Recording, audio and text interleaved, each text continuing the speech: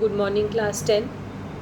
We were doing the chapter Nationalism in India, and it has been a it has been quite a long time when we did a few pages of this chapter.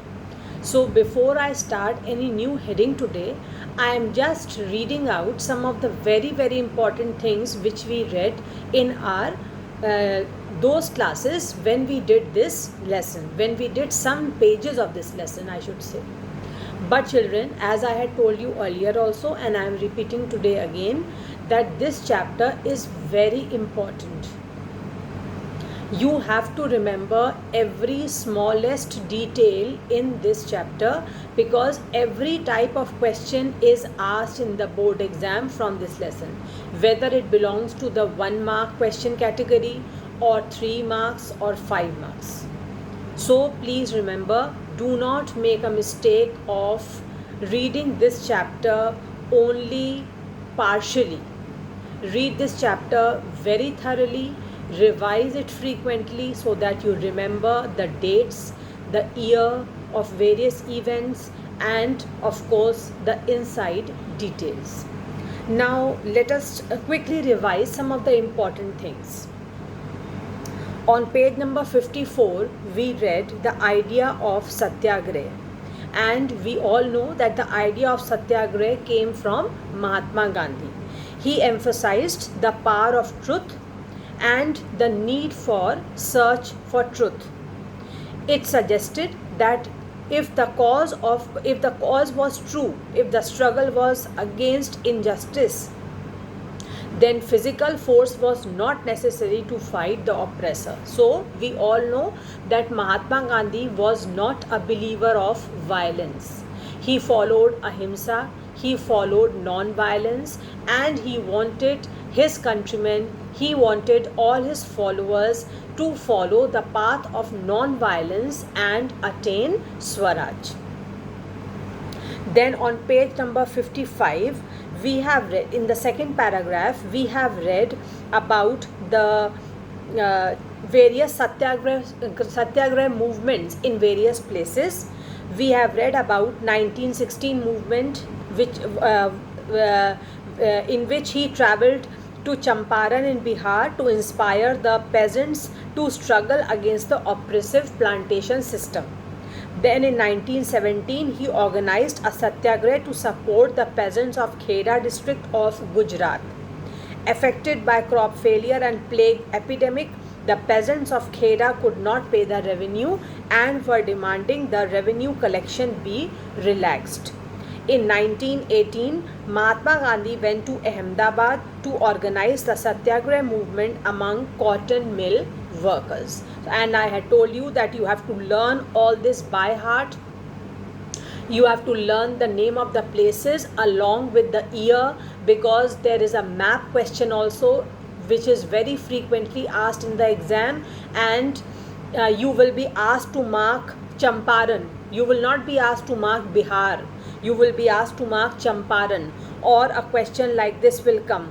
Mark the place where the peasants, where the Satyagraha movement started to support the peasants of peasants in Gujarat. So you will have to mark Kheda district of Gujarat.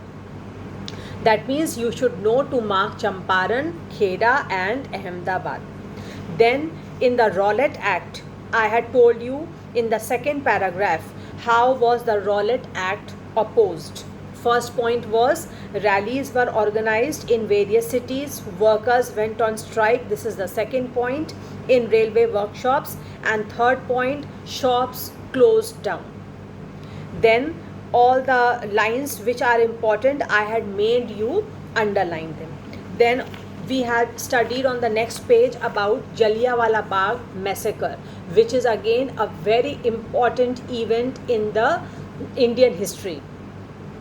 On 13th April, the infamous Jallianwala Bagh massacre took place. The whole paragraph is very important, and I had already told you that you have to learn this by heart, because this is a question which is often asked in the short answer type or even in the long answer type.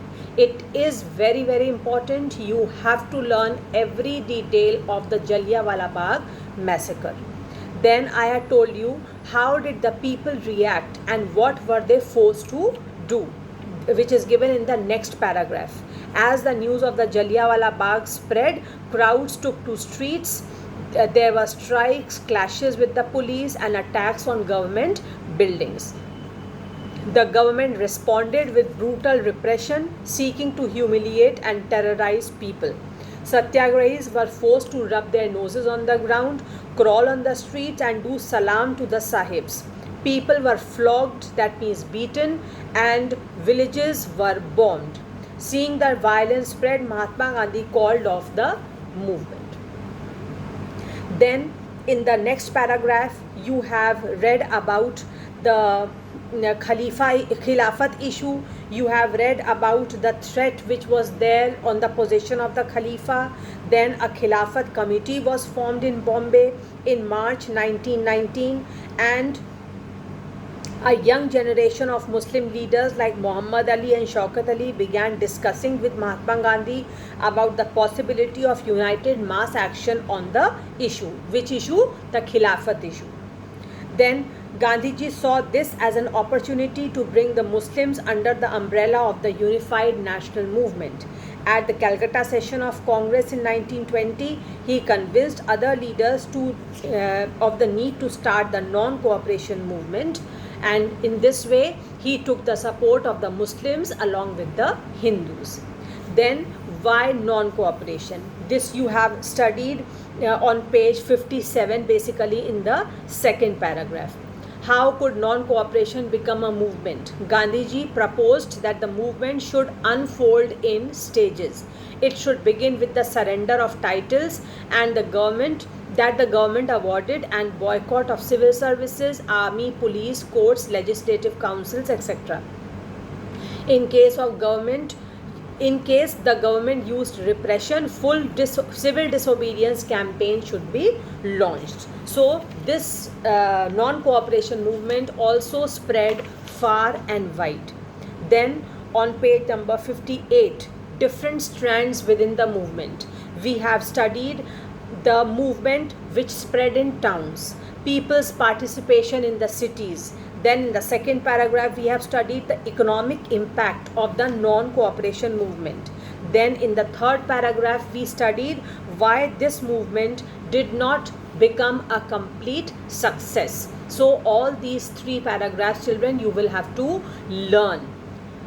In the first paragraph, people's participation in the cities. In the second paragraph, the economic impact of the non-cooperation movement. And in the third paragraph, why this movement did not become a complete success.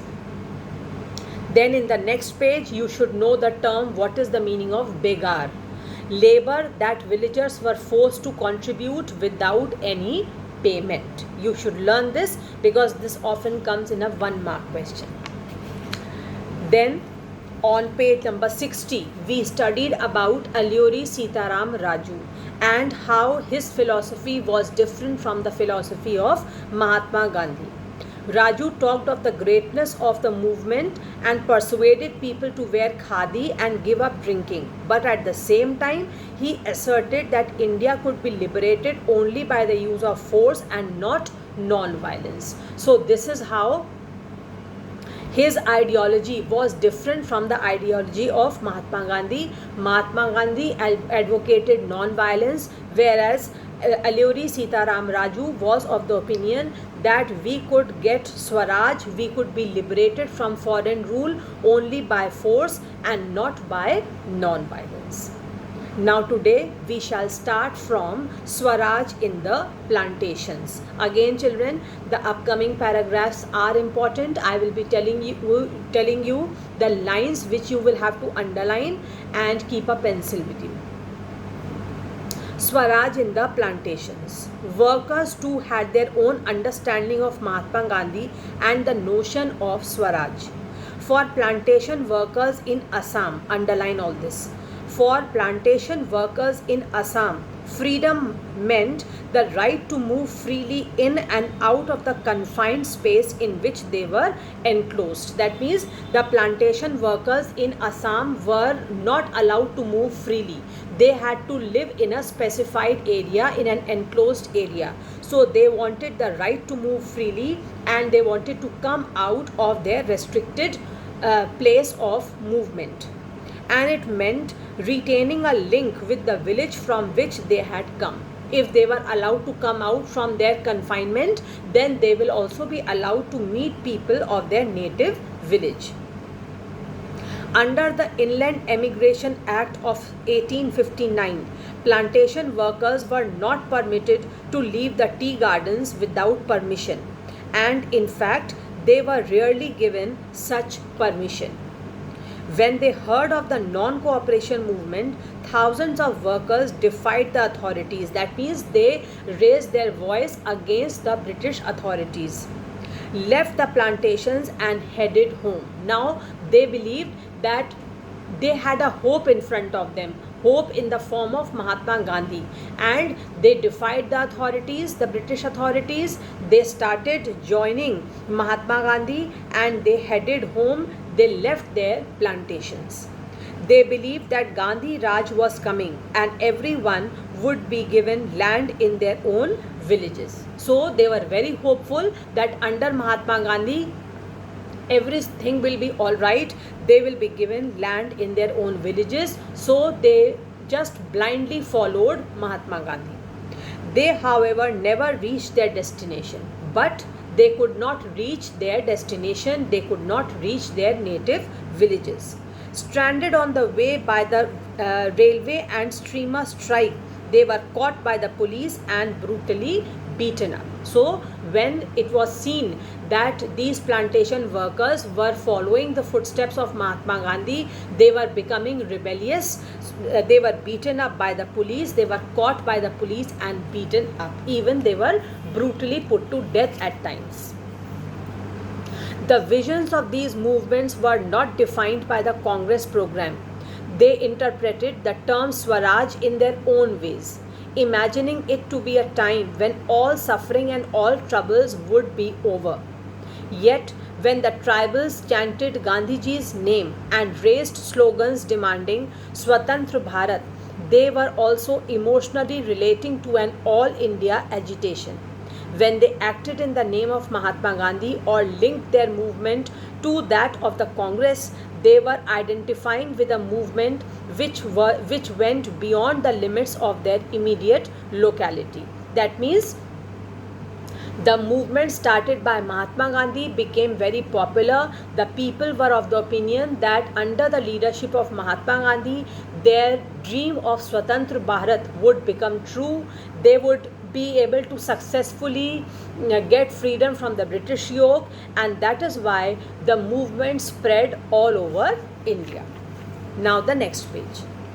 Towards civil disobedience. This is very important. Civil disobedience movement, non-cooperation movement, the salt tax, questions based on salt tax, or in other words you can say Dandi March. All these questions are very, very important from your board examination point of view. They are often asked in the exam. You have to be very thorough with all these headings. Non-cooperation movement, all details related to it, civil disobedience movement, Dandi March, or the salt tax. Okay, so please be very particular. Then in the previous things which we have read, Jallianwala Bagh massacre. All these questions are often repeated in some way or the other. Some question or the other will come from these headings. So you must remember while your preparation goes on. Towards civil disobedience. In February 1922, Mahatma Gandhi decided to withdraw the non-cooperation movement. Underline this. He felt The movement was turning violent in many places. Underline till places and learn it by heart, because very often a short question or a very short question comes from these three lines. Why did Mahatma Gandhi withdraw the non-cooperation movement? Or I have also seen this line coming in multiple choice question. 4 choices are given. Mahatma Gandhi decided to withdraw the non-cooperation movement because, first choice, the movement was turning violent in many places, and 3 more choices will be given. So if you know this line, if you know the reason, then no problem, you will know what to write or what to tick mark. He felt the movement was turning violent in many places, and satyagrahis needed to be properly trained before they would be ready for mass struggle. Mahatma Gandhi never wanted any movement started by him to become violent. So he wanted to give proper training to the satyagrahis so that people could join the movement without any violent methods. Within the Congress, some leaders were by now tired of mass struggles and wanted to participate in elections to the provincial councils that had been set up by the Government of India Act of 1919. They felt that it would be important to oppose British policies within the councils, argue for reform, and also demonstrate that these councils were not truly democratic. C.R. Das and Motilal Nehru formed the Swaraj Party within the Congress to argue for a return to council politics. But young leaders like Jawaharlal Nehru and Subhash Chandra Bose pressed for more radical mass agitation and for full independence. So the leaders within the Congress wanted to take part in the council elections because they believed that if they could enter into the if they could get some seats in the council, in the provincial councils, then it would be easy for them to oppose the policies of the British within the councils, to argue for reform, and to demonstrate that these councils were not working on democratic lines. In such a situation of internal debate and dissension, 2 factors again shaped Indian politics towards the late 1920s. Here you should underline which 2 factors brought about a great change in the Indian politics towards the late 1920s. The first was the effect of the worldwide economic depression. Very important reason what changed the Indian politics. Economic depression. The first was the effect of the worldwide economic depression. Agricultural prices began to fall from 1926 and collapsed after 1930. Keep on underlining, you have to learn all this. As the demand for agricultural goods fell and exports declined, peasants found it difficult to sell their harvests and pay their revenue. By 1930, the countryside was in turmoil. So, because of the great economic depression, because the demand for agricultural goods fell and the exports declined, the peasants were not getting market to sell their products, to sell their harvest, and they could not pay their revenue. This problem was faced throughout the world. It was not only in India, but it was worldwide. Against this background, the new Tory government in Britain constituted a statutory commission, that means a commission which was made by law, under Sir John Simon. I am very sure, children, somewhere or the other you must have heard of the slogan, "Go back Simon." This slogan was to send the Simon Commission back to England.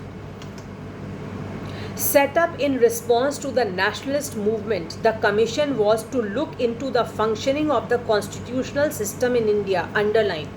What was the purpose of the Simon Commission? The commission was to look into the functioning of the constitutional system in India and suggest changes. This was the purpose why Simon Commission came to India.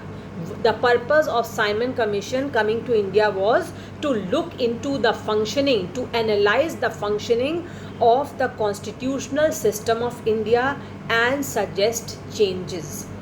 The problem was that the commission did not have any Indian member. They were all British, underlined till here. This was the reason why Indians very strongly opposed the Simon Commission. Not a single member in the Simon Commission was Indian.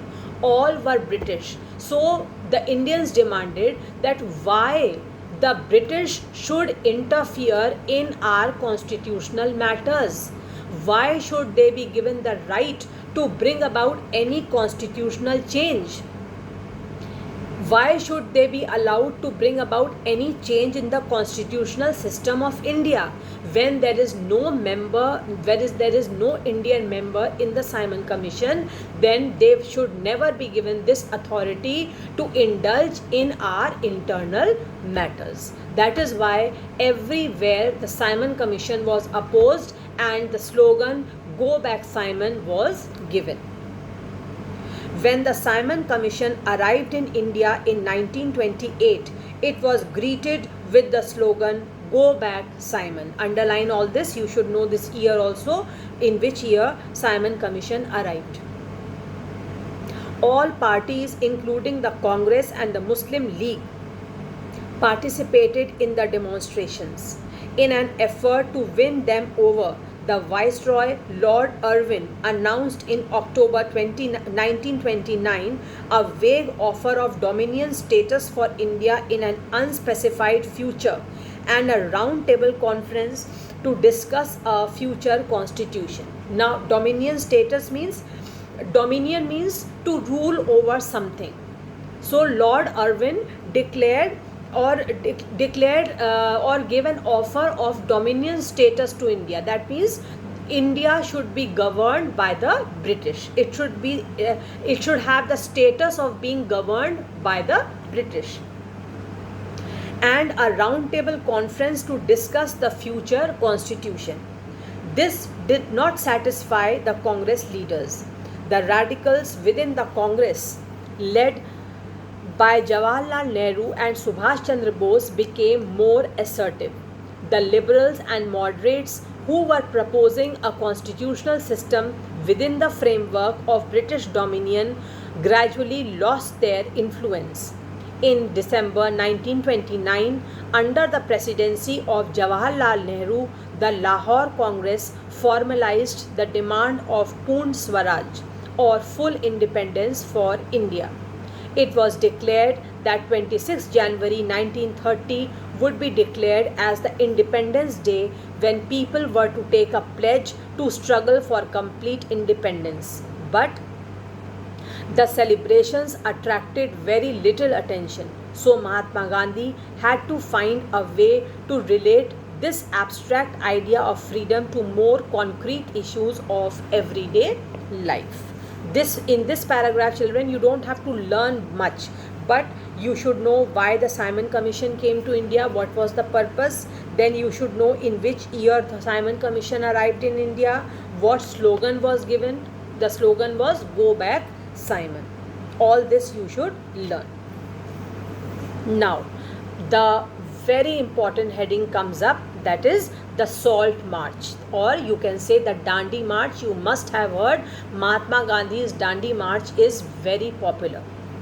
And the Civil Disobedience Movement, another very popular movement started under the leadership of Mahatma Gandhi.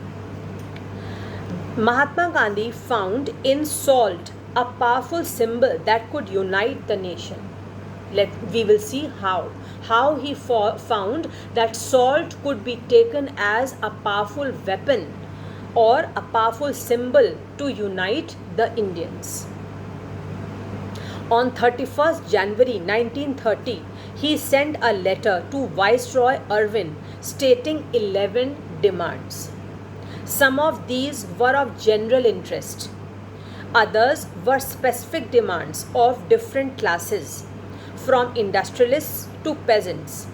The idea was to make the demands wide ranging. That means it should cover all types of people, big industrialists to poor peasants, so that all classes within Indian society could identify with them and everyone could be brought together in a unified campaign. So the 11 demands were chosen, taken into consideration all kinds of people living in India, so that the demand of every section of people in the society should be brought before the British.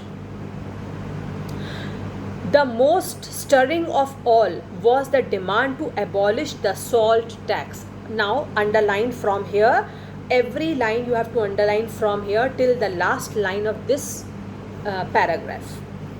The most stirring of all was the demand to abolish the salt tax. Salt was something consumed by the rich and the poor alike, and it was one of the most essential food items. The tax on salt and the government monopoly over its production, Mahatma Gandhi declared, revealed the most oppressive face of British rule. Whenever you are asked any question relating to salt tax, you have to write these lines which I have made you underline. Why salt tax became, why Gandhiji was able to win over the confidence of the people by raising the demand to remove the salt tax? Because salt is an article which is consumed by everybody in the country, whether he is a rich person or a poor person, and it is one of the most essential items which is used in food, one of the most essential food items. So the Gandhiji realized that the tax on salt and the government monopoly in the production of salt was one of the most oppressive ways to bring the Indians under the British rule. So he decided that the salt tax should be abolished. Mahatma Gandhi's letter was in a way an ultimatum. If the demands were not fulfilled by 11th March, the letter stated the Congress would launch a civil disobedience campaign. Arvind was unwilling to negotiate. That means he was not willing to fulfill the 11 demands. So Mahatma Gandhi started his famous Salt March accompanied by 78 of his trusted volunteers. The march was over 240 miles from Gandhiji's ashram in Sabarmati to the Gujarati coastal town of Dandi. That is why it is popularly called Dandi March. The volunteers walked for 24 days, about 10 miles a day. Thousands came to hear Mahatma Gandhi wherever he stopped, and he told them what he meant by Swaraj and urged them to peacefully defy the British. On 6th April, he reached Dandi, underline this, and ceremonially violated the law, underline all this, manufacturing salt by boiling sea water. Till sea water, underline. So Mahatma Gandhi finally successfully reached Dandi on 6th April and he violated the salt law and manufactured salt by boiling sea water. This marked the beginning of the civil disobedience movement, underline. How was this movement different from non-cooperation movement? Now underline the next line also. People were now asked not only to refuse cooperation with the British, underline everything children, the whole paragraph is very, very important. Learn it by heart. How the non-cooperation movement was different from civil disobedience movement. I am starting again. People were now asked not only to refuse cooperation with the British, as they had done in 1921-22, but also to break the colonial laws. Earlier, in non-cooperation movement, they were only raising their voice against the British rule, but now they were also breaking the laws made by the British colony or the British people. Thousands in different parts of the country broke the salt law. All this shows how civil disobedience movement was different from non-cooperation movement. Thousands in different parts of the country broke the salt law, manufactured salt, and demonstrated in front of the government salt factories. As the movement spread, foreign cloth was boycotted. All this shows civil disobedience, how it was different from non-cooperation. Foreign cloth was boycotted and liquor shops were picketed. Peasants refused to pay revenue and chowkidari taxes. Village officials resigned, and in many places, forest people violated forest laws, going into reserved forests to collect wood and graze cattle. So very openly now that people were against the British rule, and very openly they started showing their agitation. They started showing that they are with Mahatma Gandhi, they are followers of civil disobedience movement, and they will do everything they could to turn the British out of India. Worried by the developments, the colonial government began arresting the Congress leaders one by one. Now the British government felt that the whole country is agitating, they are violating the laws, they are burning the foreign made goods, the liquor shops are being picketed, the village officials are resigning, they are not paying their revenues, they are violating the forest laws also. Now the colonial government began arresting the Congress leaders one by one. This led to violent clashes in many places. When Abdul Ghaffar Khan, a devout disciple of Mahatma Gandhi, was arrested in April 1930, angry crowds demonstrated in the streets of Peshawar, facing armored cars and police firing. Many were killed. A month later, when Mahatma Gandhi himself was arrested, industrial workers in Sholapur attacked police posts, municipal buildings, law courts, railway stations, all structures that symbolized British rule. A frightened government responded with a policy of brutal repression. So now when everywhere there were revolts, everywhere there was aggression and agitation against the British rule, the frightened British government started responding. That means they started giving their answer by using brutal force on the Indian people. Peaceful satyagrahis were attacked, women and children were beaten, and about 1 lakh people were arrested. In such a situation, now pay attention children, in such a situation, Mahatma Gandhi once again decided to call off the movement. Now a question can also be asked to you, why did Mahatma Gandhi call off the civil disobedience movement? So these are the reasons which I have just read in the previous paragraph. When it was seen by the frightened British government that the people are agitating, you have to mention all those ways which are written in this paragraph and in the previous paragraph to show how the Indians agitated, how the Indians showed that they were very angry with the oppressive rule of the British and they want to turn the British out of India. You have to write everything. So when the British started using brutal repression, they started attacking the peaceful satyagrahis.